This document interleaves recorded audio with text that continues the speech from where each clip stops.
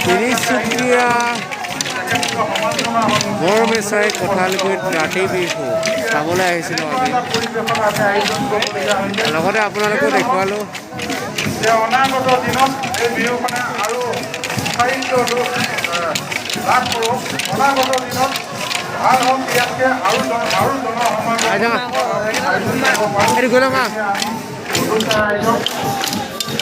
ল'বলৈ মই আহ্বান জনাইছোঁ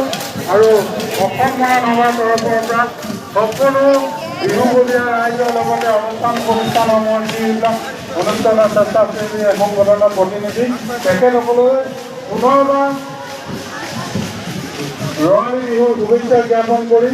মোৰ চমু বক্তব্য সামৰণি মাৰিছোঁ ধন্যবাদ মজা লাগিছে মানুহ অসম মৰাণসভাৰ কেন্দ্ৰীয় সমিতিৰ ভাৰপ্ৰাপ্ত সভাপতি সন্মানীয় শ্ৰীযুত ৰাজীৱ বৰা ডাঙৰীয়ালৈ ইয়াৰ পিছত আমি আপোনালোকৰ আগত চিনাকি কৰি দিব বিচাৰিছোঁ সদৌ মৰাণ ছাত্ৰ সন্থাৰ কেন্দ্ৰীয় সমিতিৰ উপ সভাপতি হেম বৰুৱা ডাঙৰীয়া তেখেতক আপোনালোকৰ আগত চিনাকি কৰি দিয়াৰ লগতে এখনি ফুলাম গামোচাৰে আদৰণি জনাবলৈ সতীৰ্থসকলক অনুৰোধ জনালোঁ ইয়াৰ পিছতে আমি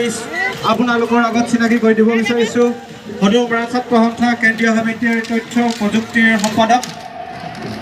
শ্ৰীযুত অৰ্জুন মৰাণ ডাঙৰীয়া তেখেতক চিনাকি কৰি দিয়াৰ লগতে এখনি ফুলাম গামোচাৰে আদৰণি জনাবলৈ অনুৰোধ জনালোঁ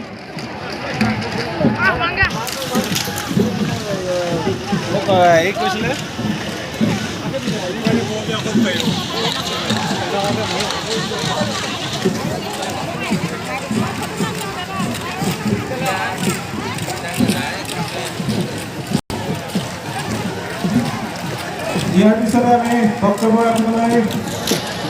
তথা শুভেচ্ছামূলক আজি ৰাতি বিহুৰ শুভেচ্ছামূলক বক্তব্য ৰাখিবলৈ বৰপেটীয়া কলা কৃষি বিকাশ কেন্দ্ৰৰ কেন্দ্ৰীয় সমিতিৰ সভাপতি নৱনীত মৰাণ ডাঙৰীয়াক